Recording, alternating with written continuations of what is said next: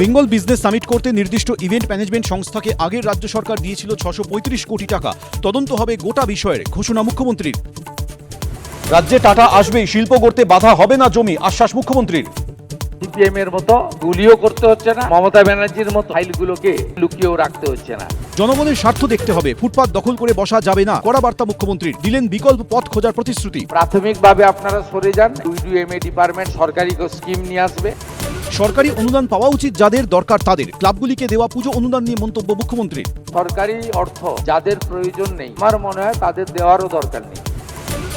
লোকসভায় তৃণমূলের বিদ্রোহী সাংসদদের সই সম্বলিত তালিকা প্রকাশ্যে। 28 জনের মধ্যে 2/3 19 জনের সই। তালিকায় সায়নী ঘোষ ও মালা রায়ের নামও।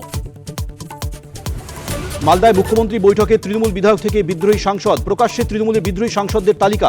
অভিষেকের বিরুদ্ধে একে একে খুলছে মুখ। সন্ধ্যে 6টায় দেখুন দেবস্মিতার সঙ্গে। রাজ্যে টাটা আসবেই, শিল্প করতে বাধা হবে না জমি, বললেন মুখ্যমন্ত্রী। ঘণ্টাখানেক সঙ্গে সুমন, রাত 8টা।